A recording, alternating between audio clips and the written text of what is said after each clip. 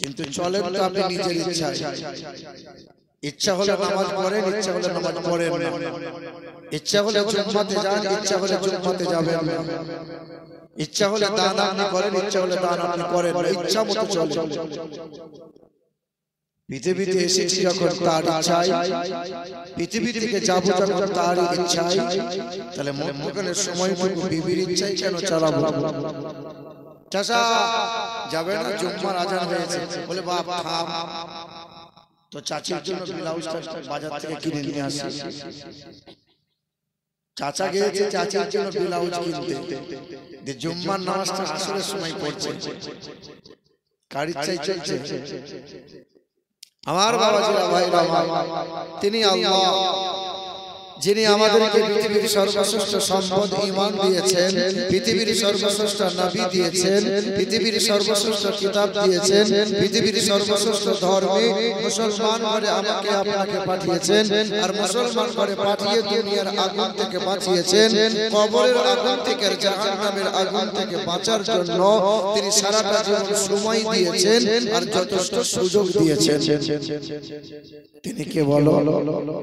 আল্লাহ। বাবাজিরা ভাইরা আমার, সোনার বন্ধুরা আমার, শুধু মানুষেরা, সেই মহান মালিকের দরবারে কালামে শুকরিয়া আদায় করি। তিনি দয়া করে মেহেরবানি করে আমাদেরকে তারই জায়গায় বসিয়েছেন, তারই কথা বলার সুযোগ দিয়েছেন, তারই কথা শোনার সুযোগ দিয়েছেন, তারই বান্দাগুলো বসার সুযোগ পেয়েছেন। আমরা কার বান্দা?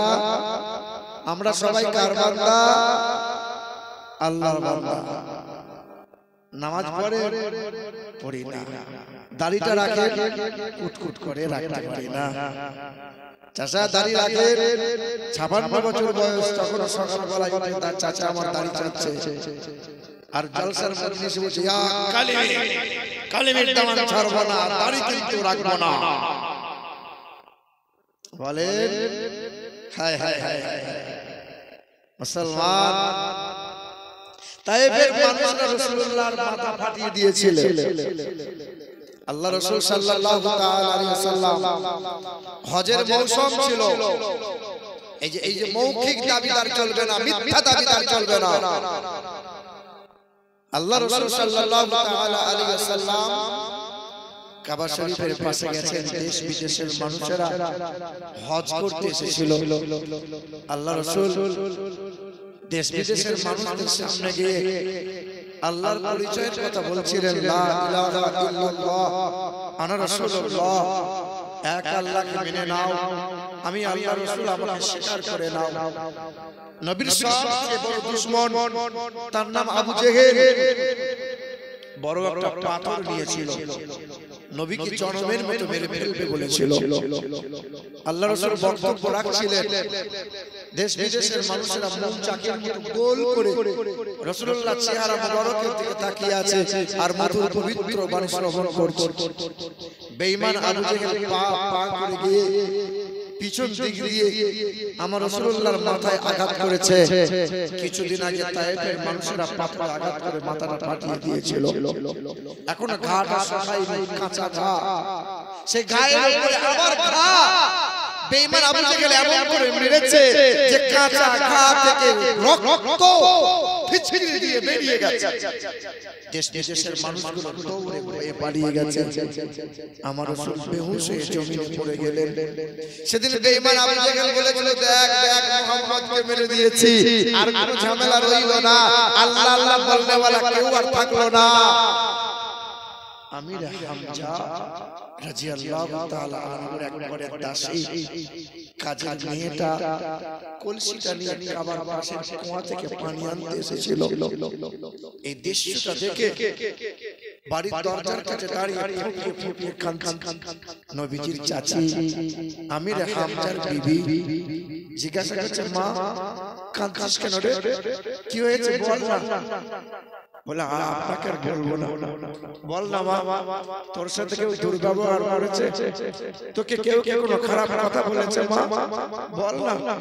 বলে, আমার সাথে কেউ কেউ খারাপ ব্যবহার করে নাই। তবে যাকে দেখলে পরে আকাশের চাঁদ লজ্জিত হয়, যাকে দেখার জন্য বনের পশু প্রাণীগুলো লুকিয়ে লুকিয়ে অবাক হয়ে যাচ্ছে, যাকে যে যার বাবা নাই, যার মা নাই, তার দাদু নাই, আজকে যদি তার দাদুটা থাকতো না, ছুটে এসে আদর করে বুকে কোলে কোলে নিয়ে বলতো, সান্ত্বনা দিত, আর বেঈমানদের বিরুদ্ধে ছুটে গিয়ে আঘাত করতো। তার আব্বা নাই, আব্বাটা থাকলে নিশ্চয়ই বেঈমানের সম্মুখে দাঁড়িয়ে যেত। কে রে মা, কার কথা বলছিস বল না? আপনাদেরই তো ঘরের ছেলে হযরত আব্দুল্লাহ নয়নের তারা নবী মুহাম্মদ রাসূলুল্লাহ। ছেলেটাকে এমন করে মেরেছে, মনে হলো যেন ছেলেটা আর বেঁচে নাই, হায়াতে নাই। আমি রেহাম যা ঘরের ভিতরে সারাটা দিন কাঁদছে। দ্বিপহরের সময় আমি রেহাম রাদিয়াল্লাহু তাআলা আনহু ঘোড়ার লাগামটা বেঁধে দিয়ে ঠান্ডা পানিতে হাত মুখটা ধুয়ে দরজায় আওয়াজ দিয়ে বলেছে, বিবি। বিবি আলতো করে দরজা খুলে দিয়ে বলেছেন, আপনি এলেন, ঘরে আসেন। ঘরে বসতে দিয়েছেন, খাবারের থালাটা সামনে দিয়েছেন। আমি রেহাম রাদিয়াল্লাহু তাআলা আনহু লোকমা মুখের সামনে তুলেছেন। বিবি মুখের কাছে কাপড়টা আড়াল করে ফুপিয়ে ফুপিয়ে কেঁদেছিল। আমি রেহাম বলছেন, বিবি তুমি কাঁদছো কেন গো?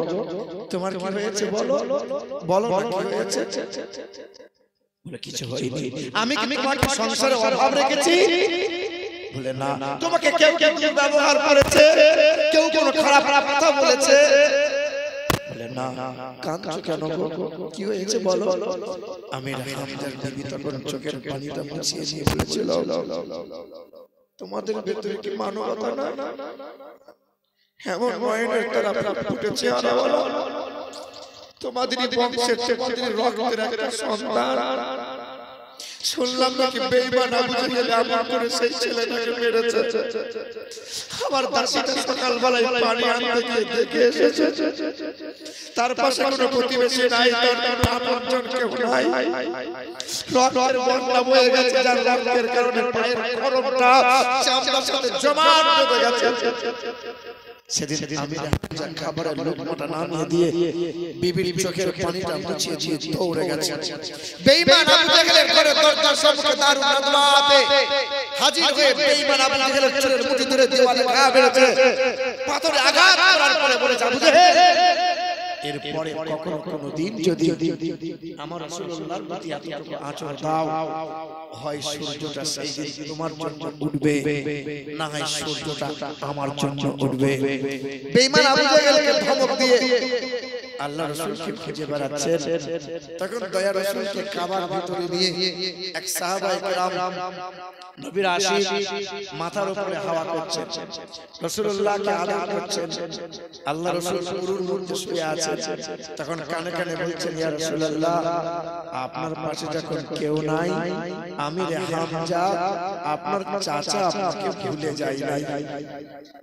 আল্লাহ রাসূল শুয়ে আছেন, আমি রেহাম পা পা করে এসে বলছেন, আব্বু তোমার খুব কষ্ট হচ্ছে বলো, তুমি খুব কষ্ট পাচ্ছ বলো, তোমার আব্বা নাই তো কি হয়েছে, তোমার মা নাই তো কি হয়েছে, আমি তো আছি, চিন্তা করো না। না না, তুমি মন খারাপ করিও না, তোমাকে মেরেছে বলে বেঈমান আমি মেরে এসেছি, তুমি যতদিন আছো তোমার পাশে আমি ততদিন আছি, তোমার চিন্তা নাই, আমি যতদিন থাকবো তোমাকে রক্ত দিয়ে তোমাকে আগলে রাখবো। আল্লাহ রাসূল উঠে বসে চাচার হাতটা ধরে বলেছেন, চাচা তুমি আমাকে এত ভালোবাসো, চাচা তুমি আমাকে মহব্বত করো, তাই চাচার চোখের পানিটা মুছিয়ে দিয়ে খাবারের থালা সরিয়ে তুমি বেঈমান আবু জেহেলকে মেরে আমার কাছে ছুটে এলে চাচা। কিন্তু হাসরের কঠিন ময়দানে তোমার গলায় গামছা দিয়ে যখন জাহান্নামে নিয়ে যাওয়া হবে, তোমার যদি ঈমান না থাকে চাচা, সেদিন আমি রেহাম রাদিয়াল্লাহু তাআলা বলেছিলেন, আপু কি করা লাগবে বলো? আল্লাহ রাসূল হাতটা বাড়িয়ে বলেছিলেন, চাচা শপথ গ্রহণ করো আর পড়ে নাও কালেমা লা ইলাহা ইল্লাল্লাহু মুহাম্মাদুর রাসূলুল্লাহ।